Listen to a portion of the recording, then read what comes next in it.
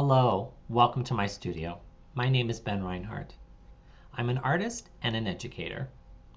I teach artist books, printmaking, drawing, and design at Lawrence University, a small liberal arts school located in Appleton, Wisconsin. I wanted to share some of my work specifically from the Boys and Bubs series with you today. Come join me.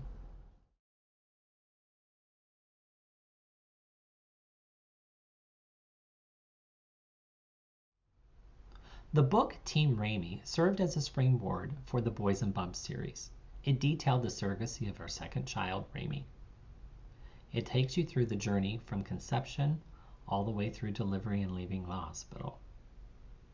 I think it's important to mention this because it really allowed me to focus a little bit more on how I was seen in the public eye. We had always been fairly comfortable in sharing our story with others, and it led me to the idea that perhaps there's other ideas I could explore through a much more elongated series. There are 13 books in the Boys and Bubs series in total. 7 have been completed thus far, 2 are currently in process. And for each of them, I decided that the dimensions would be 9 by 9 inches with variable widths. In the end, there will be a slipcase that will house all of the books to keep it all together for the Boys and Bubs series. Within each structure, I have chosen different methods to keep the viewer engaged and to keep the ideas fresh from theme to theme. There are lift-the-flaps, self-turning books, magnetic portions. You can wear special glasses to reveal text, and so on. The first book in the Boys and Bubs series is titled Daddy and Papa. Before our kids were even born, we decided to eliminate any confusion in terms of how they referred to each of us. I decided to go by Papa, and Joshua decided to go by Daddy. This is a lift-the-flap book that details the journey that we took when we met in New York City and eventually moved to Appleton, Wisconsin. As I open this up, there are 2 flaps available in each page spread to reveal the story. I wrote this as if I were reading it to a kid, because our children would ask us repeatedly about how we met, which is not an uncommon experience. Here we go. Daddy and Papa, tell us how you met. Papa went to a dance studio where Daddy's roommate and I had classes.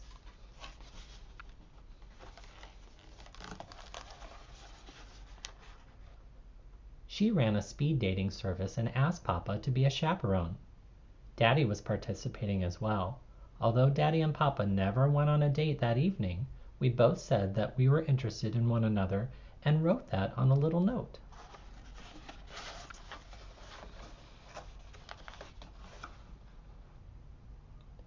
A few days later, we went to see a theater show together. We had our first kiss later that evening on a stoop outside of a building in the West Village.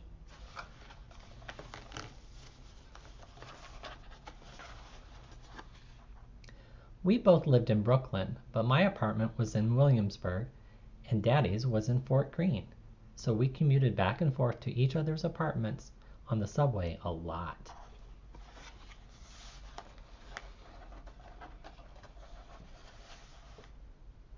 Nine months later, Daddy got a new puppy that we named Bubs. She was our furriest born.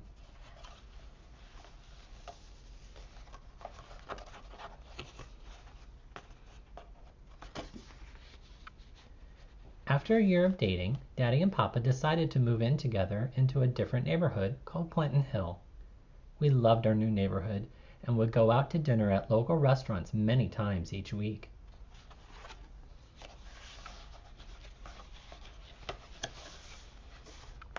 We traveled into Manhattan for movie marathons and walked everywhere. We saw theater shows on Broadway and art exhibitions all over the city.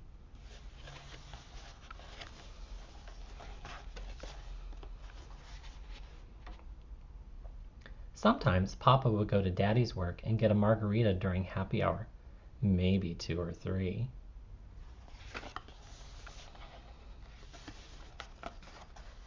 After 2 years of living together, Papa got a job in a small town in the Midwest called Appleton. We moved from the Big Apple to the little one.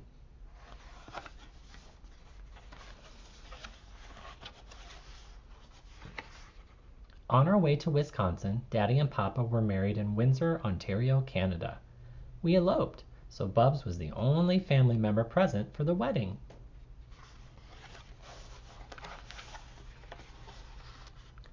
We bought a new house, Papa had a new job, and 2 months later we found out that Harper was on his way.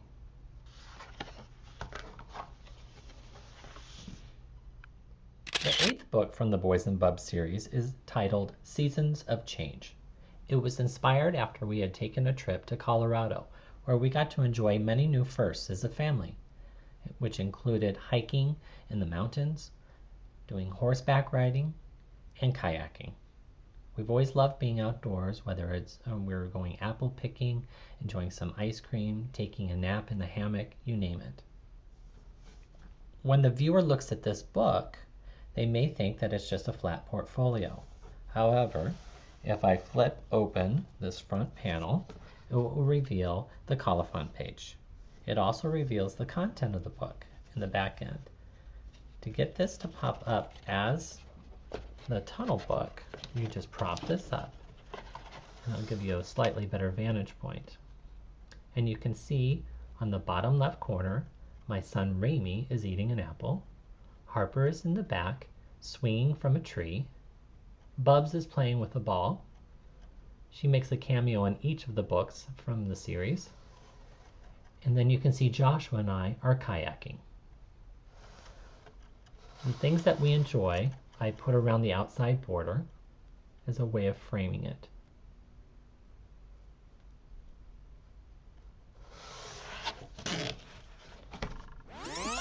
For the Boys and Bubs series, I mentioned that there are 13 books that I have in mind. And when I'm getting ready to work on them, I have to draw out ideas and do a lot of mock-ups just to figure out how that final version is going to come into play. Some are a little more complicated than others, but it typically incorporates both paper engineering and also printmaking processes.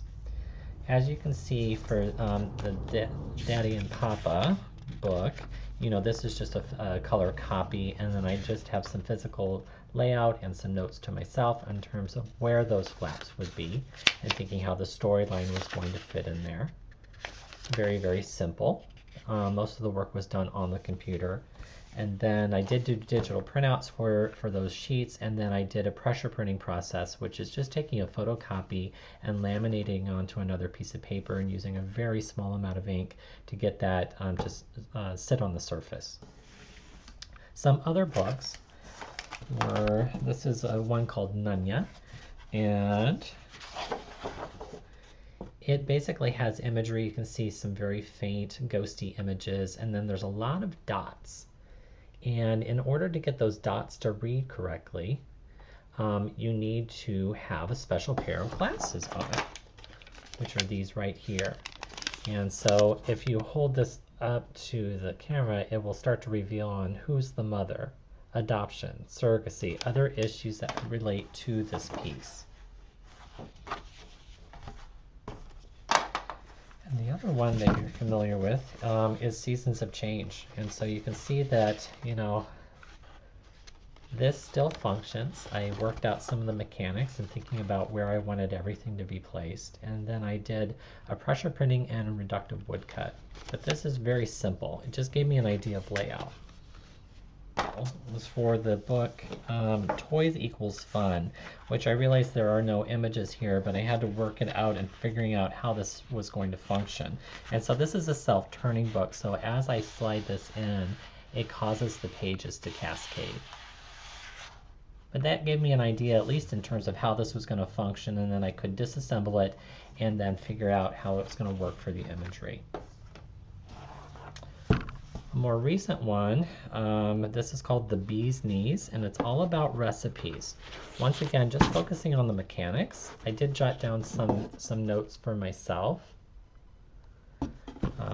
but essentially there are cards that will lift up, and I didn't even leave myself any finger room, but essentially you can lift this up, which is going to reveal the recipe.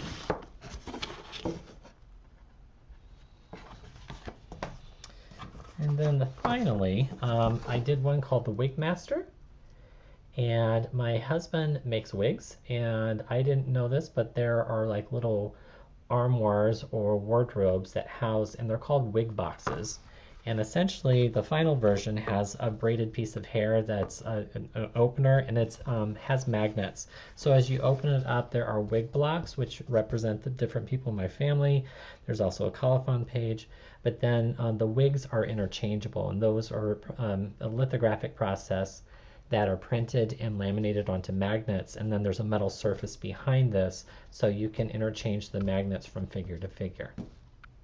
I hope that gives you a little insight in terms of the models and mock-ups that and the process that I have to go through to achieve the final results.